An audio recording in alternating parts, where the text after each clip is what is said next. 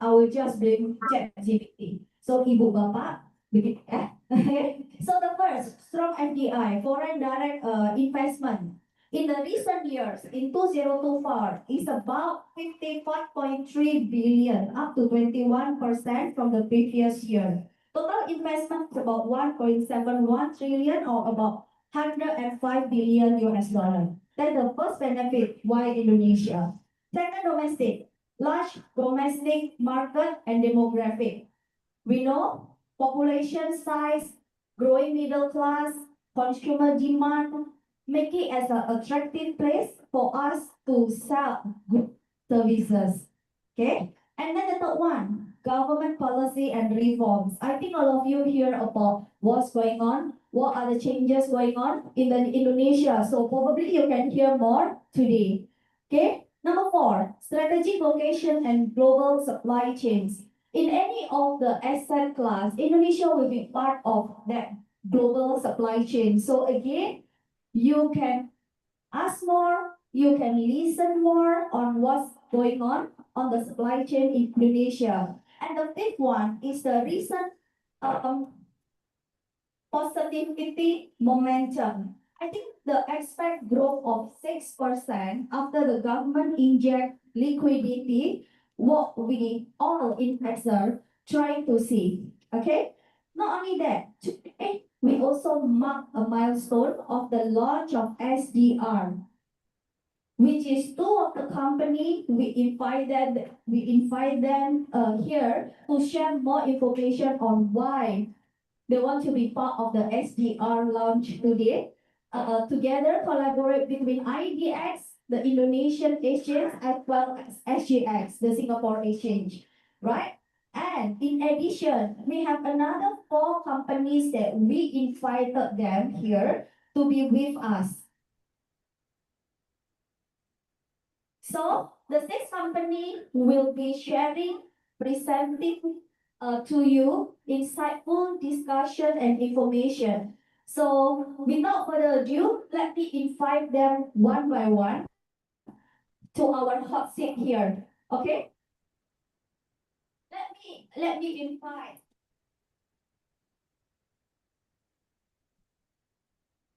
Mr. Ignatius Denny Wicaksono from IDS. Pak, silakan.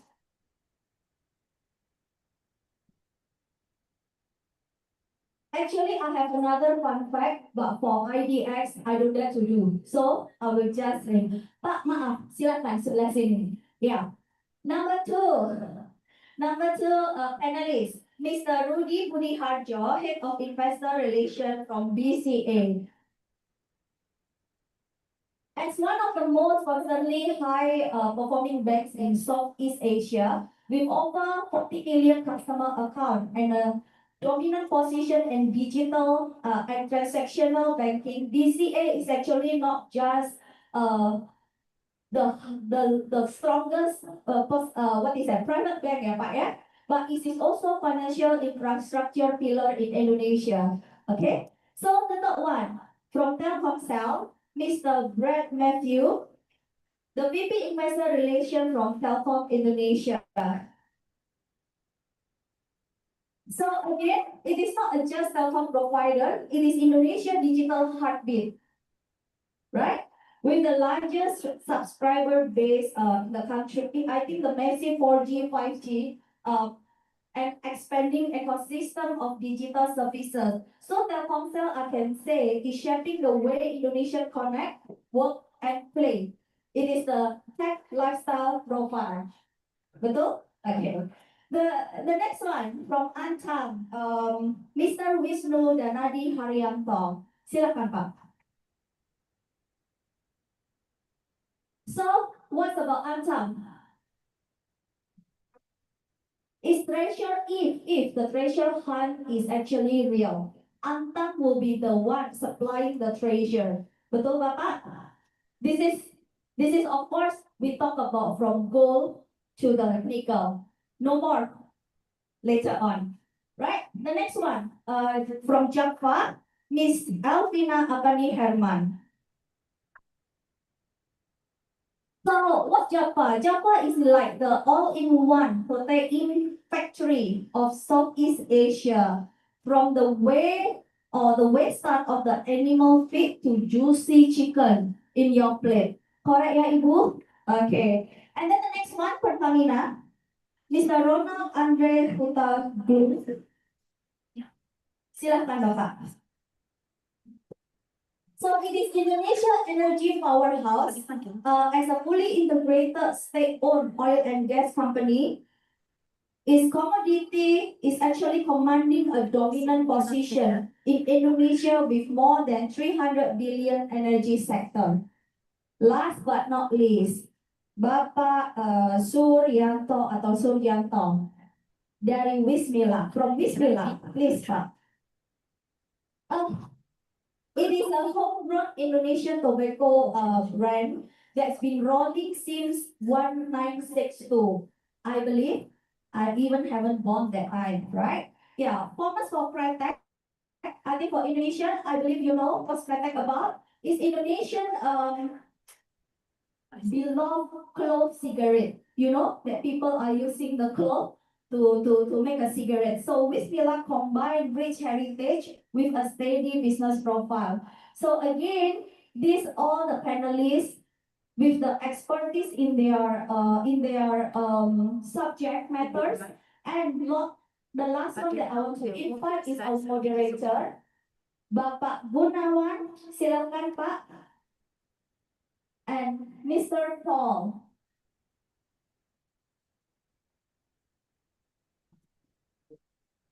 I know it's a bit cramped in front, but I think we will be close to each other. Yeah, it's a very good bonding. That's why Philip is here for you, Pak dan Ibu. Yeah. So yes, I leave it to the moderator. So enjoy the session. Thank you.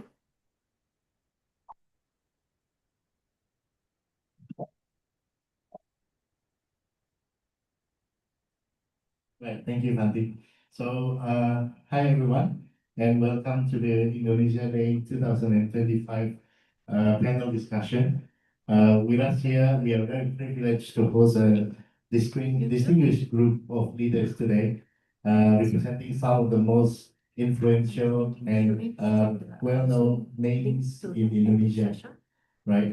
And this seminar, we believe, will be a platform for everyone here to deep dive into the opportunities, challenges, and what are the strategies that the listed companies will take in the coming future. So, without further ado, we'll start with round one of questions, ladies and gentlemen. Okay. So the first round will be about the market dynamics, interest rate, and strategies regionally for your each company, right? But before that, I think I'll give a brief opportunity for each of the company to more or less introduce to the audience what are the basic industry or what do you do in your company, right? Okay, we start from Pak Rudy from. Okay, so Bank Central Asia, or BCA, is the largest private bank in Indonesia. So if you look at the landscape of the Indonesian banking industry, there are like top four banks that control about 50% market share. Okay, in Indonesia, the top four are three SOE banks and one private banks. And the private bank is Bank Central Asia. So we are the largest private bank in Indonesia. Thank you, Pak Rudy. Yeah, please, Brett. Thank you. My name is Brett Janeski from Telkom. Telkom is the largest telecommunications company in Indonesia. We have over a 50% market share in the industry, and Singtel owns about 30% of our subsidiary Telkomsel.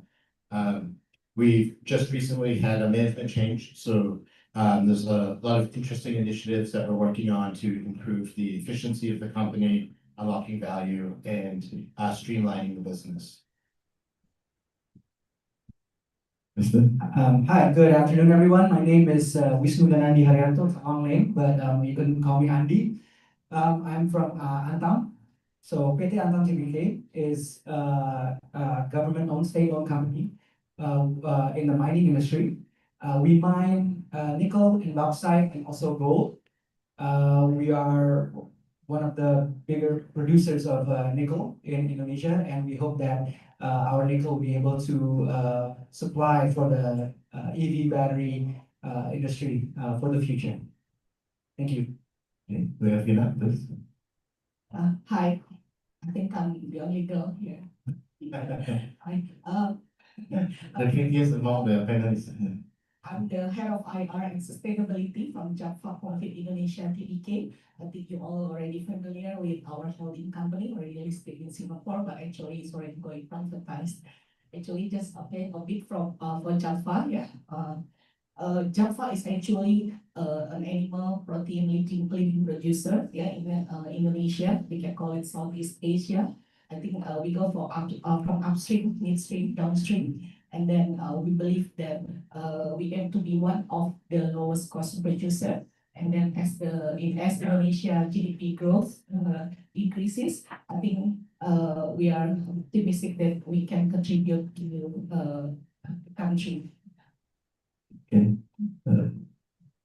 Good afternoon, everyone. I'm Ronald Hotagalo, and I'm the head of IR of PGE. So PGE went public back in 2023, and currently our market share is more than $3 billion or approximately 60 billion rupiah. And with operations for the installed capacity of about 727 megawatt plus from the joint operating contract for about 1.2 gigawatts, so combined close to 2 gigawatt that we currently have. And our future growth outlook, we're going to add another 1.1 gigawatt by 2034. And in terms of geothermal resource, we have the largest geothermal resource in Indonesia, PGE, of about 3.2 gigawatt. So it's an exciting time currently in PGE, and our share price has been performing quite well year to date. Thank you. Thank you. Yeah, I'm from Bismillah, so I'm not talking about myself this afternoon. I'm talking about my company because my company is not as big as those gentlemen and lady here. So I have to promote more my company actually. So Bismillah, if you're talking about Bismillah, it's about heritage because we are founded about 63 years ago. So we are a Bretek cigarette company. So Bretek means cigarette with clove actually. So Indonesian heritage is have a cigarette combined with clove inside with the gold. So yeah, this afternoon we want to share something with you. If there is question, we can continue more. Okay. Thank you, Pastor Yamba. So let's give them a round of applause for these are the cameras and we'll come on. Okay. All right, we'll start the round one of question about the market dynamics around the Indonesian interest rates and your company's strategic rationale around this theme. So I'll start with IDX, Mr. Denny. With the growing number of investors in Indonesia, how do you think has the trend in average daily trading value of the IDX evolved? Thank you so much for this question. Yeah, I think this year is one of the greatest year in Indonesia market because year on year we increased 4 million investors. So last year in August there's only 14 million investors already invested in stock market. Right now we have 18 million, and this also contributes significantly to the trading value.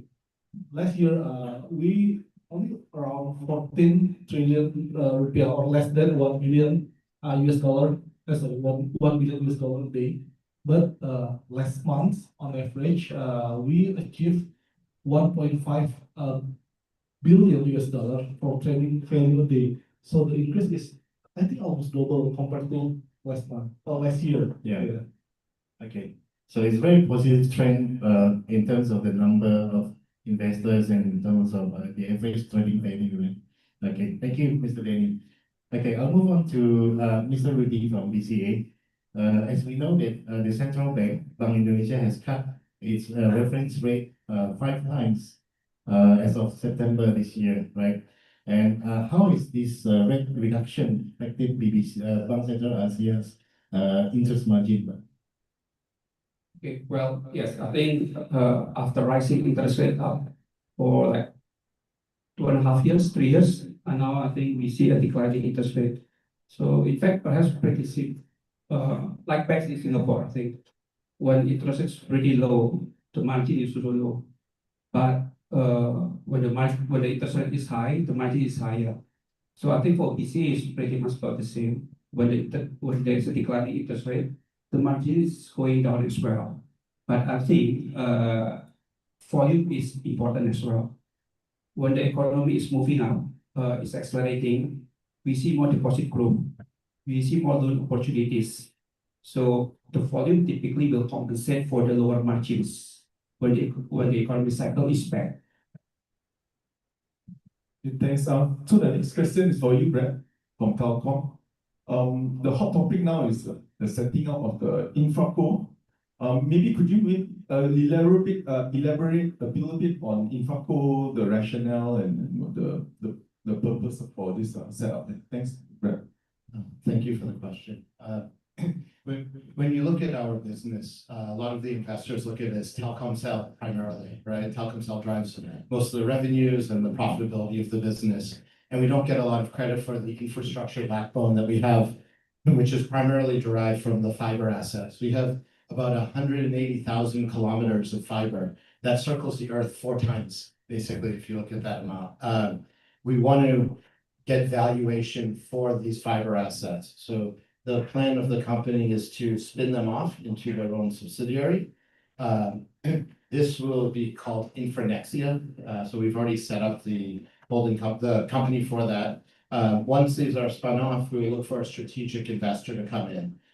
Expectations are that could drive valuation higher and being more transparent about seeing the actual value of the business. The EBITDA on that business right now is internally about $700 to $800 million. And those businesses are usually valued at 10 to mid-teens times on the EBITDA multiple. So from that basis, we could then potentially pay out special dividends and improve the profitability of the overall group. Okay, thank you, Brad. So next, I would like to ask Pak Wisnu from Aikatama.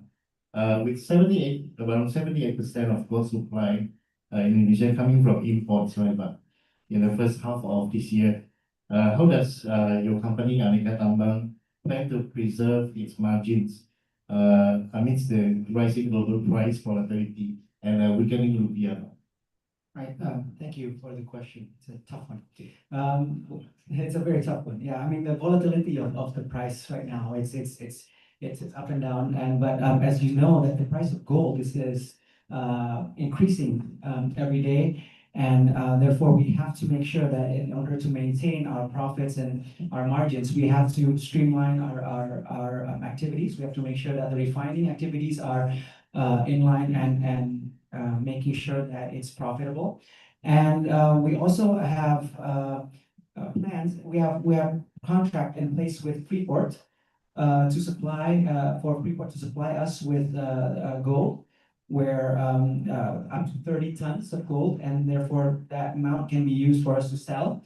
And hopefully, with the alignment of regulations in Indonesia that's currently happening, there will also be other domestic suppliers of gold that can provide the materials to Antam, and we can produce more gold and create more gold availability for our customers.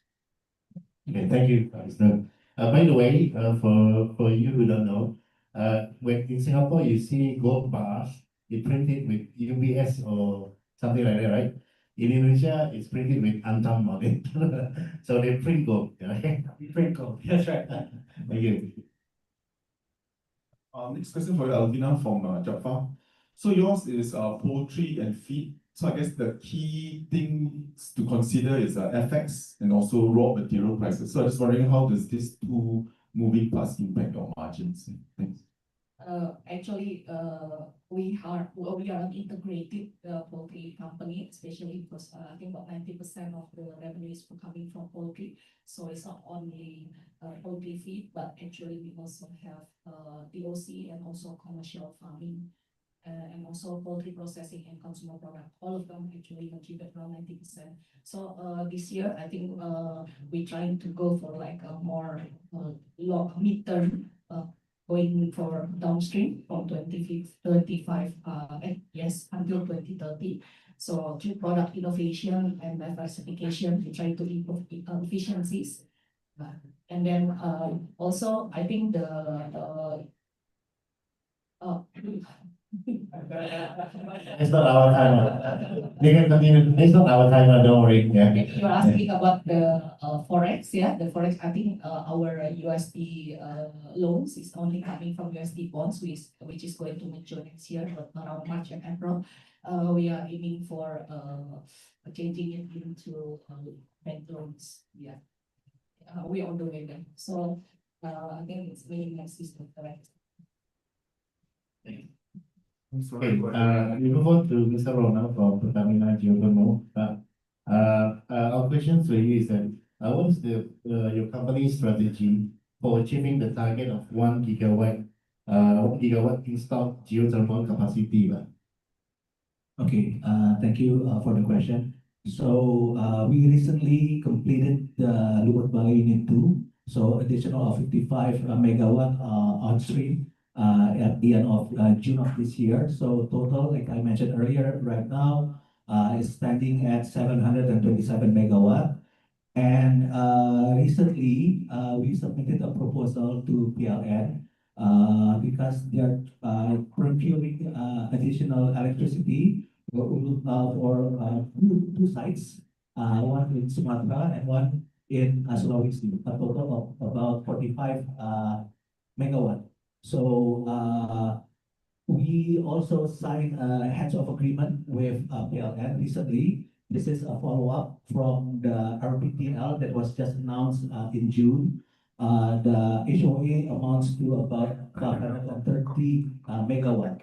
So in terms of the synergy and also the collaboration with PLN, it's going pretty well on a solid base, and we are facilitated from Danantara assist us quite a bit, and we will continue that partnership, and we want to have PLN a skin in the game. So we invite them into the partnership where we're going to co-develop with PLN of about 530, but for the medium term, we will add about 300 megawatt into our grid. So we will achieve that 1 gigawatt target by 2029.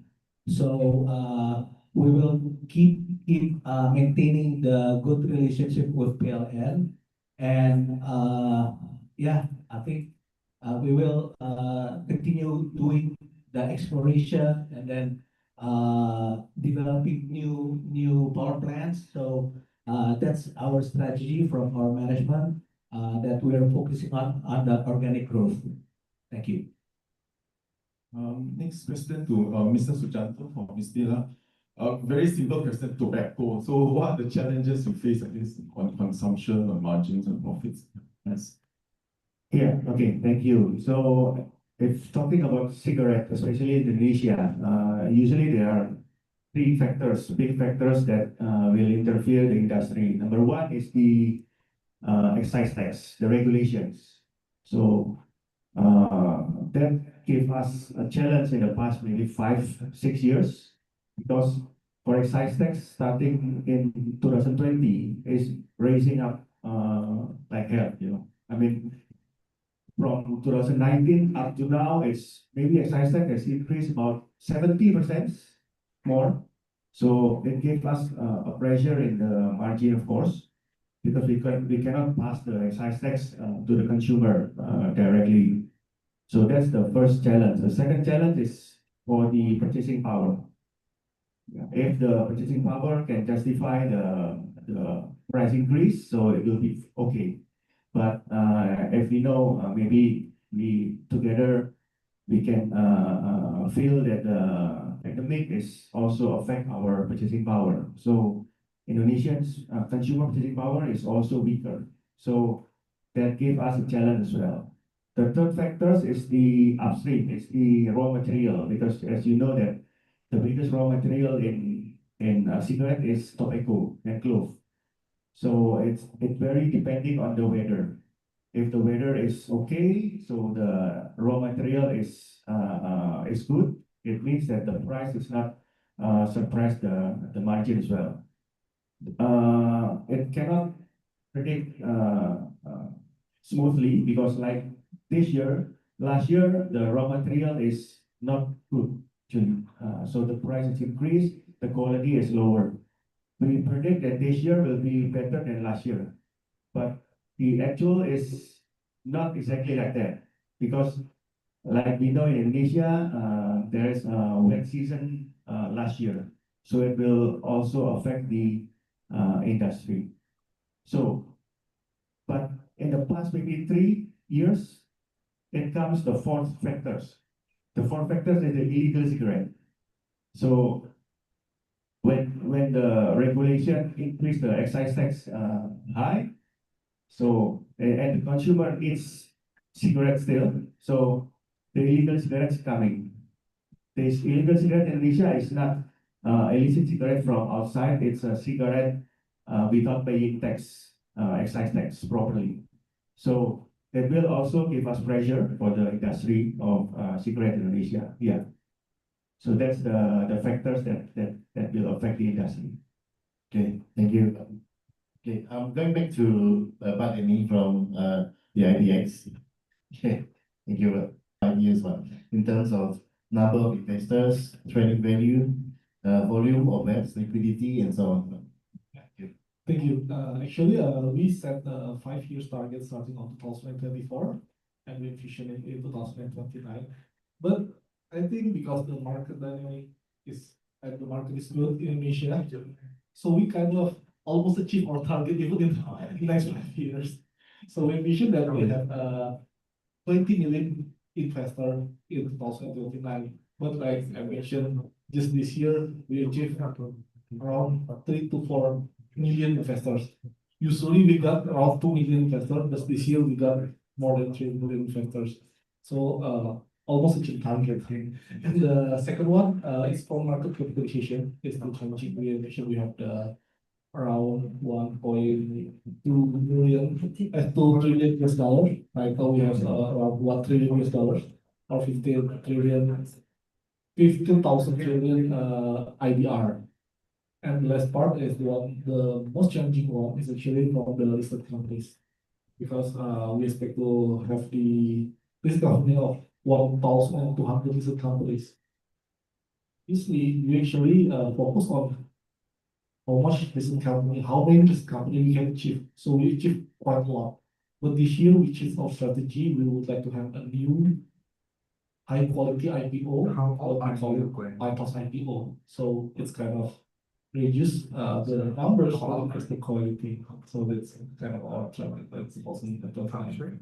Okay, wow, that's amazing. That means that probably the ideas will set a new target, a high target soon. Should be very sure. Okay, thank you. So next we go to Pak Rudy from BCA. Can you explain or describe for us what initiative is your bank pursuing to increase fee-based income over the next 2 or 3 years, ma'am? Okay, thanks. Thank you for the questions.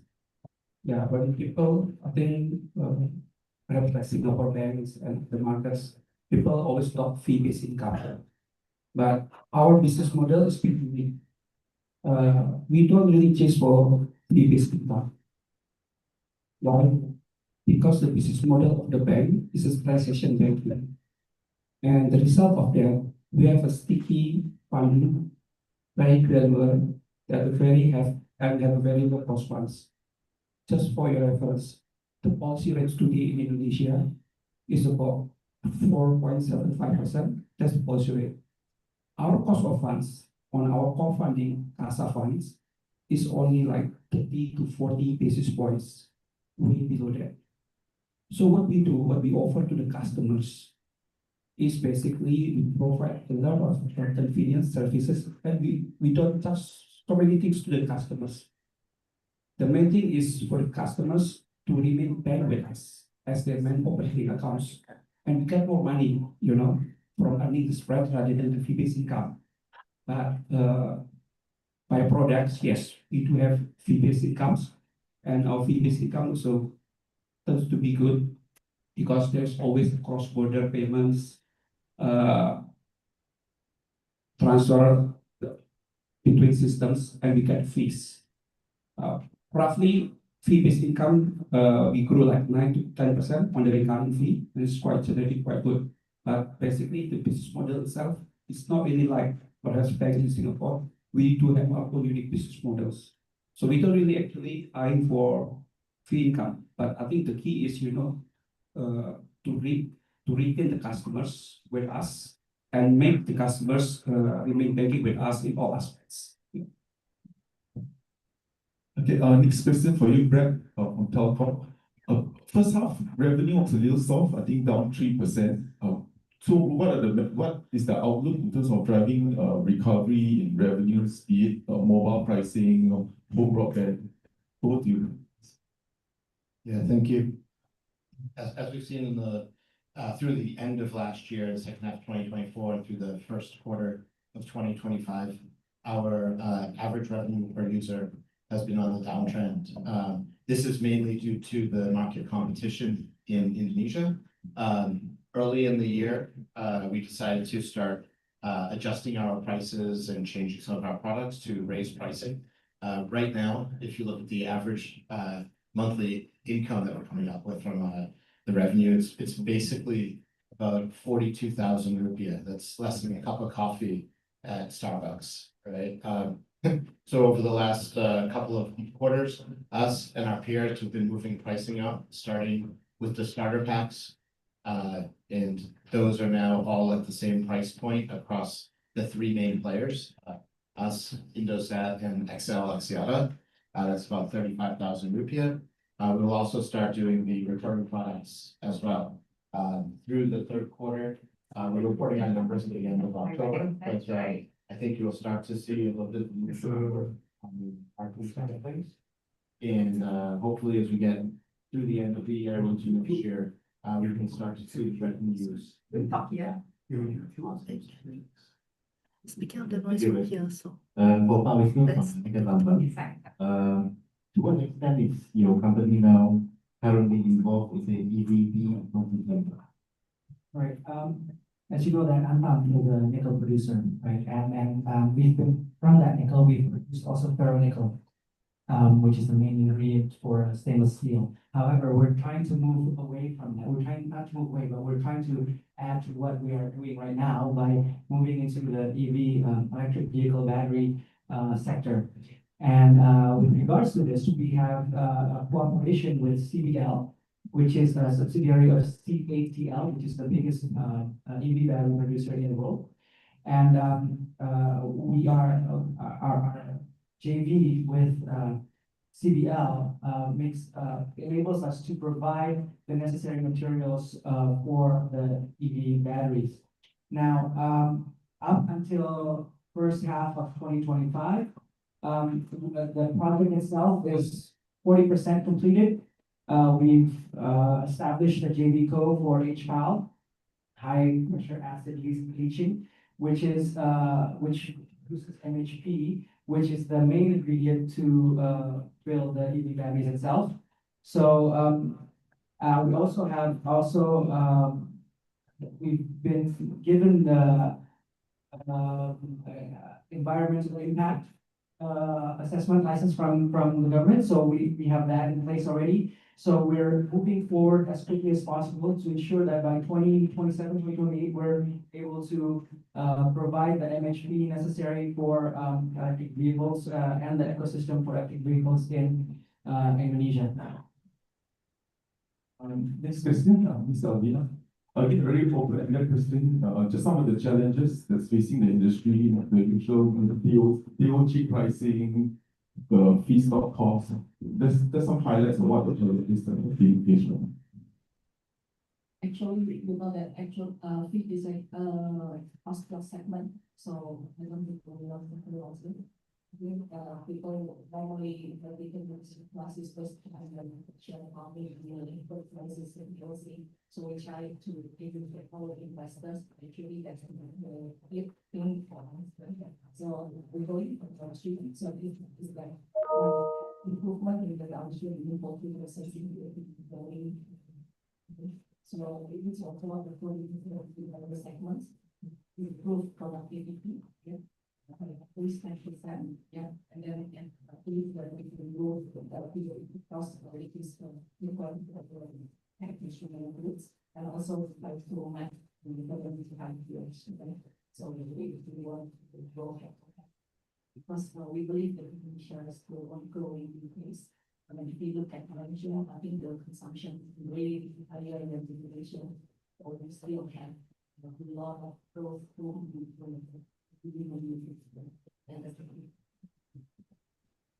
For Pak Ronald from Pertamina Indonesia, what do you think are the main challenges for your company and that your company face in developing the geothermal project? What are the challenges? Okay, so for the challenges, as you know, in the electricity sector in Indonesia, we only have a single buyer, the anchor buyer, which is Rapid. So the way we overcome the challenge is that, as I mentioned earlier, we're going to develop the 530 megawatt power plant, jointly with PLN. So basically, they would have skin in the game, like I mentioned earlier, so that when we negotiate the purchase power agreement with them, they won't squeeze us too much on the tariff. And the second point that we want to emphasize is that we want to accelerate the development of our power plant. Conventionally, it takes about 6 to 7 years from day zero until the COD, 6 to 7 years with a capex of about $6 to $7 million per megawatt. But using cogeneration technology currently available in the market, we can shorten the life cycle to only about 20 months. And we can cut down the capex, half of it. So we're looking at around 3 to $3.5 million per megawatt using the cogeneration technology. And this is what I told you of the 530 megawatt that we're going to develop together with PLN, about 230 or 140 this cogeneration technology, or what we call as a low-hanging fruit. So from that standpoint, to accelerate the life cycle, of course, we can generate the revenue faster at a cheaper price, and also basically we do not have to build or develop our power plant in a new area. We will develop it adjacent to what we have in the adjacent area. So the success rate in getting the resource increased from previously 50%. Now we're looking at around 60 to 70% success rate, because we're going to build adjacent to the existing area, and we're going to use the same resource base. Yeah. So those are the challenges that we are facing, and those are the opportunities that we can look at in overcoming these challenges. Thank you. Next question, this is Pidato from Disneyland. There are reports, I'm not sure where these reports are coming from, but there are reports that 2026 not have excess duties. But I guess more pertinent would be how do you navigate around excess duties? If it does happen, what strategies do you actually undertake? Thanks. Yeah, firstly, thanks to the government, finally they hear us. Okay, so yeah, of course, it has a positive factors for the industry. In the past 5, 6 years has been increased tremendously. So if the excise tax is not increased in 2026, so it will be not put more pressure on the industry. So I mean the legal cigarette will be okay because they don't have to to increase the price only to cover the excise tax increase.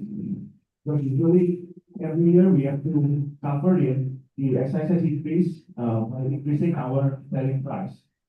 Maybe about 10%, for example. So before it's achieved, there will be the price increase will not affect our margin. It's pressing our margin. So next year, if the government is not increasing the excise tax, so it will be a positive point for us. So it means that we don't have to increase our price directly. So in that term, we have time to develop our market. Because as you know that maybe all of the big cigarette company is suffering because of these situations. For us, it's still okay. For example, in 2025, we still have sales increase of 20%, so it's still fine for us. But for the industry, it's very suffering. So again, if next year government is not increasing the excise tax, it's a good point. It's very positive for the industry. So it will be better for the industry. And again, the fourth factor, the illegal cigarettes. And right now, the government is really coming to against, I mean, to get rid of the illegal cigarettes. So if that happen also in the year, so it will be more positive news for us as well. Thank you. Okay, we go back to Paling. Yeah. Everything's kind of busy with the microphone. Sorry, but okay.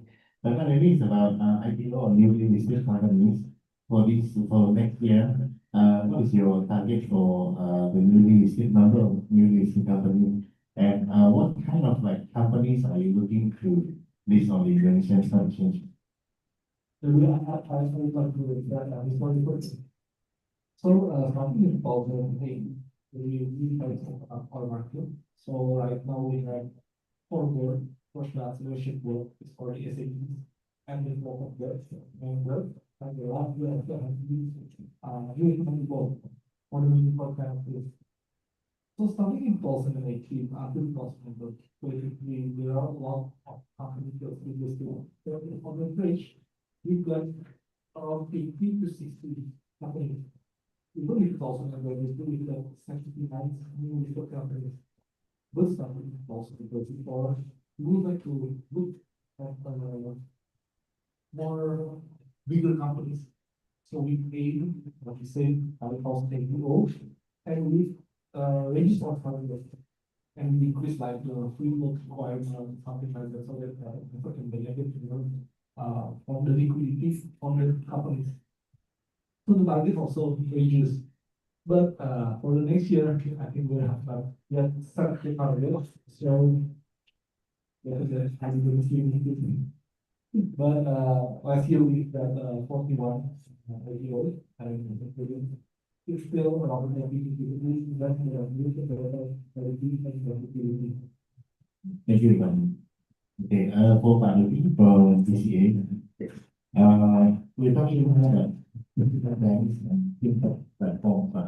How is BCA responding to the growing number and is there still any competition for future banking or something? What is your view on this? Okay, thanks for the question. Good question, thank you. When you have the businesses, competitors will come in with, and when we have an established bank incumbent, then there are new digital banks and fintech applications. And in Indonesia, I think it's emerging between 2015 and 2019. A lot of new fintech happening, e-commerce. But one thing, tell us, rather than taking them as a pure competitor, yes, they are competitor to certain extent, but we take them because they are our customer. And as a result today, we are the major payment settlement bank for those e-commerce. Perhaps you hear like Koto, Grab, they also partake in Indonesia, Shopee, they also partake in Indonesia, and there's also leading e-commerce, Tokopedia as well, domestic, now is bought by Factors, if I'm not mistaken. So, you see, one of their major payment settlement banks. So instead of really we take them as a pure competitor, we take them also as our partners. And as a result, we are more and more committed. Our ecosystem is very big. And we believe with this method, we can be stronger in the future. Just to give you an example, I think many of you perhaps during the ATM days, from branch banking to ATMs, the KPI of the headquarters is to collect deposits, most of the banks. But by putting ATMs, make it easier for the customers to withdraw the money. So actually, it's very to make it out of box. But I think PCA in the old days, we think that we need to make it a more connectivity to the ecosystems, to the market. So we deploy more ATMs aggressively than our competitors. We are kind of the pioneer that roll off ATMs in a big way in Indonesia. So the intention is for the customers, easier to take your money and take their money out. They are more even convenient to put the money back because it's well connected, very easy to move the money around. So that's exactly what we that we employ during the competition between ours. So we open connectivity with everyone in the fintech, with e-commerce, and also with digital banks. So more connectivity, we believe is good. So, and as a result, PCA is getting bigger and bigger. Like today, yeah, we are still the largest private bank in Indonesia. Next one over to you again, Brad from Telkom. My question is more like a McKinsey question about, earlier I just read it out on the transformation pillar. I guess what is the strategy and what's the target for this? Yeah, so our transformation has four basic quadrants that we look at. The first one, we're looking at our total expenses, our CapEx and our OpEx. And when we look at it on a historical basis, we feel that we haven't seen enough CapEx transforming into revenues and growing the revenue base. So we want to be efficient in what we're spending on CapEx. On the OpEx side of things, just look at the cost structure. Part of it also maybe being SOE and some of the bureaucracy that will get involved. We'd like to see the OpEx being more efficient. Our CEO came over from the number 3 player, so they had to be, much more cautious on what they were spending. So she has a very firm grasp on the cost of operating a network, building out a network, and that should help us to improve our overall OpEx numbers and also our this will drive EBITDA growth as well, right? EBITDA margin expansion. On our second quadrant, we'll be looking at unlocking value, and that goes back to the question you asked earlier about the infrastructure, the infraco that we're going to spin off, potentially looking for partners on the data center business that we have, and then other opportunities to potentially consolidate other aspects of infrastructure within Indonesia. We want to be seen as, yes, Telkomsel on the B2C side, but also through, digital infrastructure that, we would operate the largest network within Indonesia. On the third quadrant, we look at streamlining, and basically streamlining from the aspect, we have 62 subsidiaries. Ideally, in the next, 3 to 5 years, we'd like to be down to about 22 subsidiaries.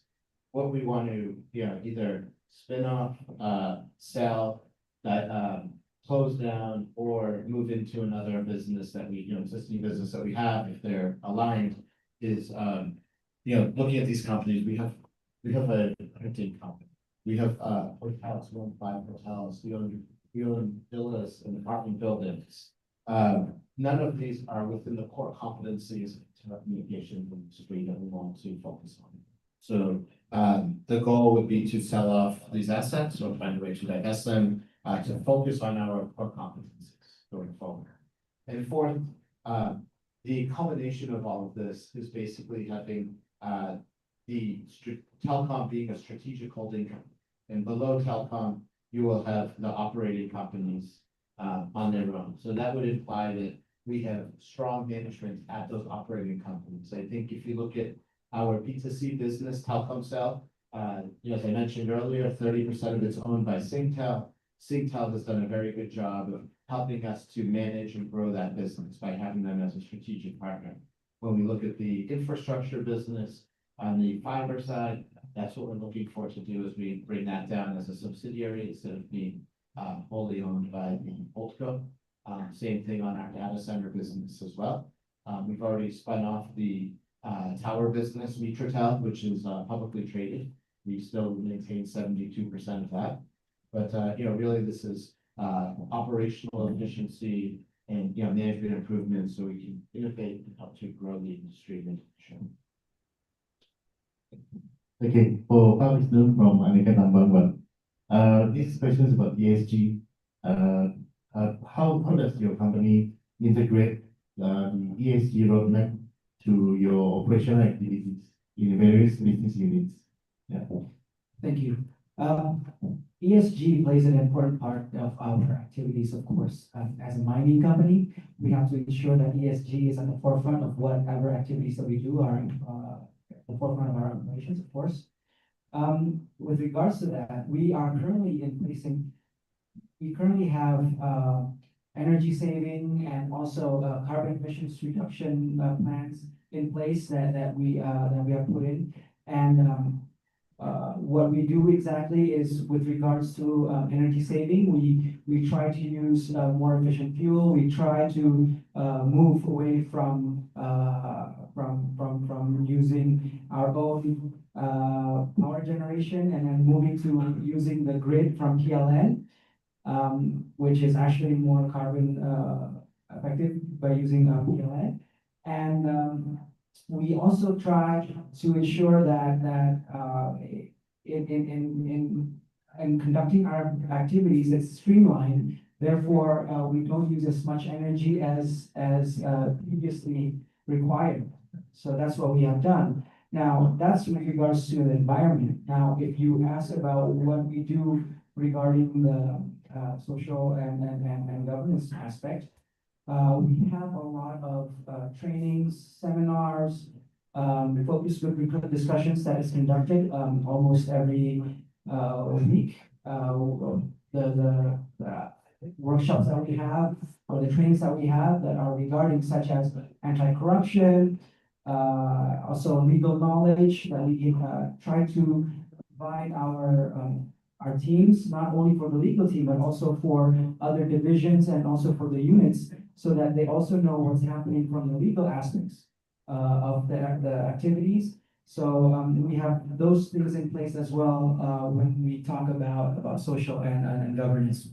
So the way we try to make sure that ESG is being applied is by having programs that are easy to follow and programs that have major impacts. And we are trying to make sure that by the end of this year, we have as much energy saving measures and carbon emission reduction measures in place so that it can fulfill our goals. And we monitor ESG monthly. So we have when we have that kind of monitoring in place, we ensure that the targets that are being put every month is being satisfied, it's being fulfilled, and therefore we can achieve our goals. Thank you. Ms. Albina from Jaffa Confit. So the question is the use of maybe technology and digitalization in your production and even your distribution process, maybe some elaboration of the use of technology. You're asking about digitization. Yeah, and technology. So it's related also to ESG. just to give you a picture, actually we have sustainability pillars, and then we also have like goals like 2030, 2040, 2050. So it's included in our SR, but actually we also have the zero goal, ready, and also net zero. So we already did the life cycle assessment for our project in Indonesia, and then that's why we also come up with the sustainability linked bond, the one that build the wastewater treatment plant to all most of our important facilities. Then actually it's the first SLB in Asia, especially for just the poultry industry. I think we also have sustainability linked loan in place. And then we also have the platform like to monitor like what we've been doing to all the units.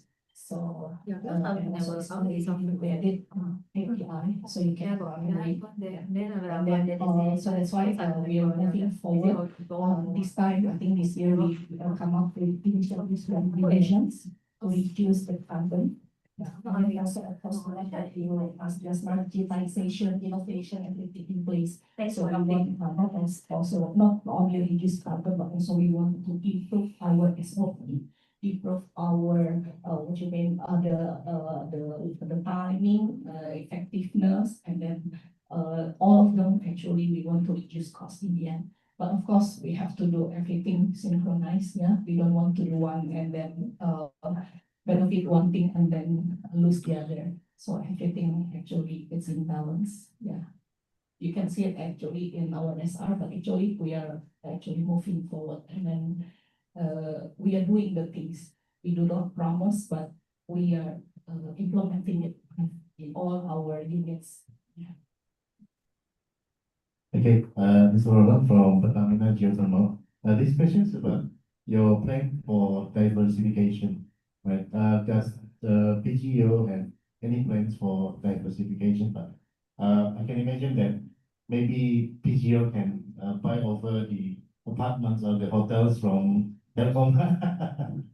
Yeah, listen. Okay, thank you. So in terms of our diversification of our portfolio, uh, yeah, as you know, we are currently heavily dependent on PLN as our anchor buyer. But to reduce that dependency, we will continue focusing on our organic growth, of course. So we're looking at the potential of investing in green hydrogen.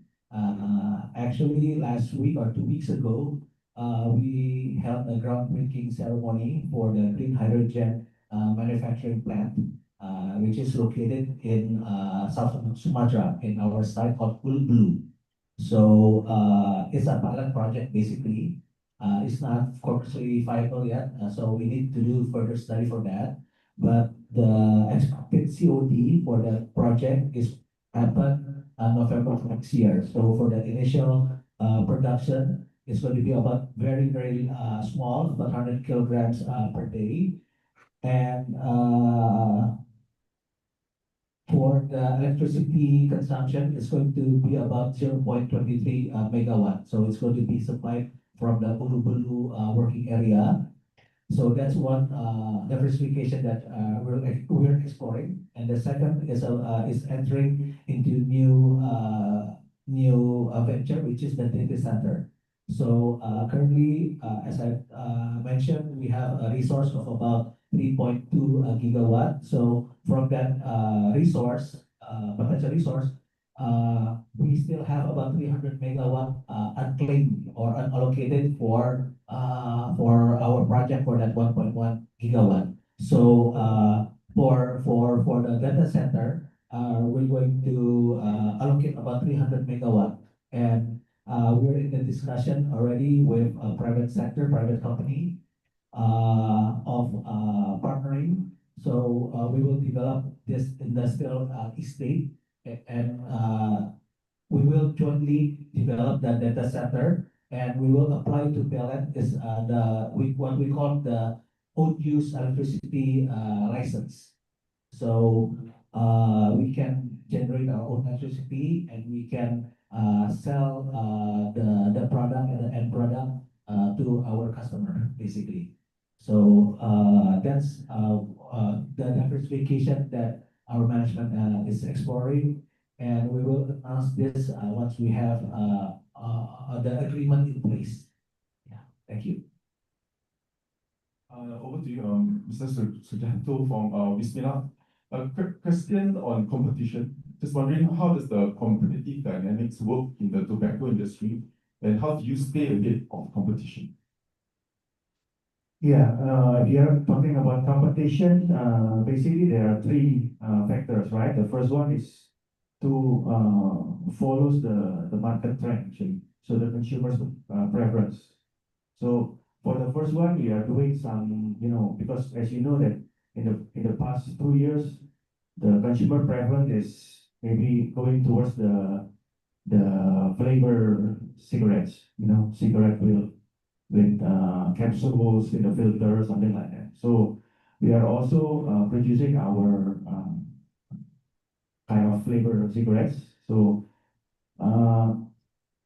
this year's we launched about maybe 60 variant to the market for the flavor cigarettes. So we are always following the trends. That's why our sales can go up to 30% this year. The second one is, again, it's common, is the efficiency. So we have to do some operational efficiency every year. The third one is what we are doing right now is to leverage our opportunity. So as you know that in our company, there are three big groups of business. The first one is SKM. SKM is the filter cigarettes. So our company in a tier two, because Indonesia's excise tax regulation is very unique. They are divided into tiers of companies. So our companies in the tier two, tier one is only maybe 4 companies, including Jarum. So we are leveraging our opportunity in the filter cigarette as well. So our filter cigarette is the volume is up to 3 billion sticks. So we are now leveraging up to 3 billion sticks. The second one is the SKT. SKT is the hand rolled cigarettes. So Indonesian cigarette is a hand rolled cigarettes. So the tier two is producing up to 2 billion sticks. So we are now also leveraging that opportunity. The third one is our filter business, because we are also have our filter business. Filter is to supply the other cigarette companies for the filters. So we are expanding our filter business past 5 years. The contribution to our company now is maybe close to 25%. Before it was always below 10%. So we are also leveraging our opportunity in our filter business. That's how we survive in these situations, in this competition, tough competitions up to now. And we will also doing that kind of strategy in the next future. Yeah. Thank you. Okay, thank you, ladies and gentlemen, for this very interesting. Okay, Anistan, anyone want to add something? It's okay. Just kidding, but all right. Thank you, everyone. It's been a very interesting discussion this afternoon. We hope that the audience today will grasp at least the basic of the businesses of the listed companies that we meet today. And after this, we will have separate or breakout rooms where each of the company will occupy one area or room. And for you, all of you who wants to meet these companies, you can go ahead and ask questions also during the breakout sessions. Okay. Okay, I think with that, we wrap up our panel discussion this afternoon. Thank you very much once again for your skill of round of applause. Thank you. Thank you. Please stay. Okay. Thank you again. Let's give a big round of applause for them. Yeah, thanks also for the moderators. You have been giving so smooth flow for them to share the insightful information. So let me invite Mr. Leo Lim, Managing Director of Philips Securities, to give token of appreciation. I think famous. Okay, Pak Yeah, Denny, thank you, please it's come finished. here Then we pause it. and, Can, yeah. okay. Finally, right? Yeah, okay. One each. Yeah, one each.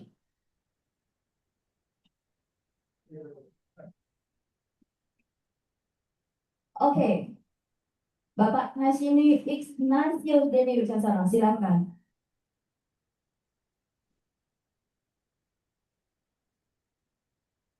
This is a special token of appreciation. Is a peranakan plates unique to Singapore.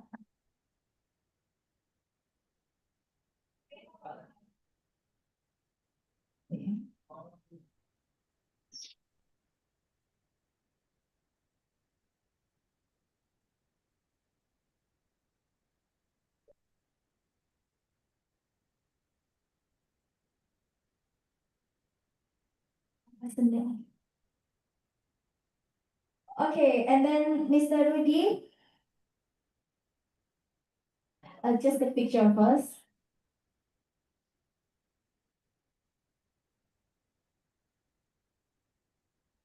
The next, Mr. Brad, please.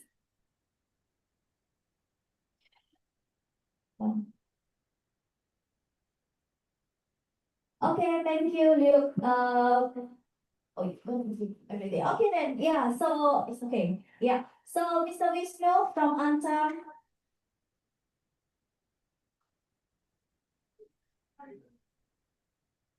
And then Miss Elvina from Java.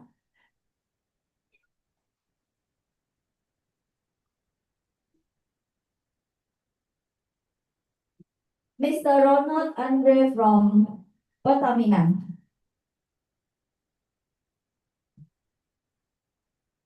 Last but not least, Mr. Sujanto from Wismila.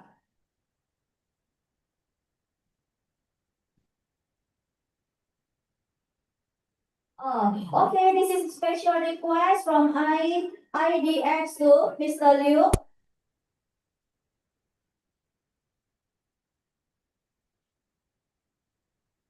This is very cute. Nice start. Thank you so much.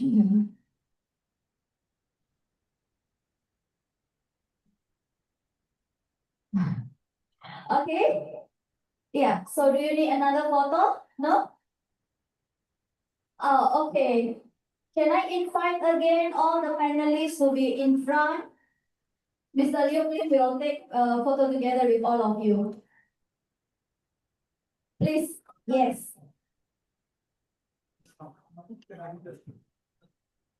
Pak Daniel, please join. Let's stop now.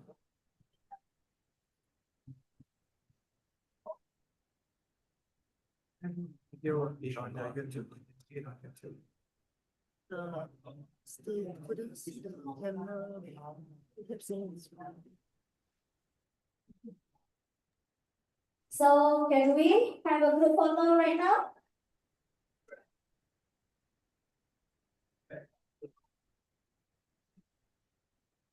Okay. Okay, let me count. 1, 2, 3. Please stand.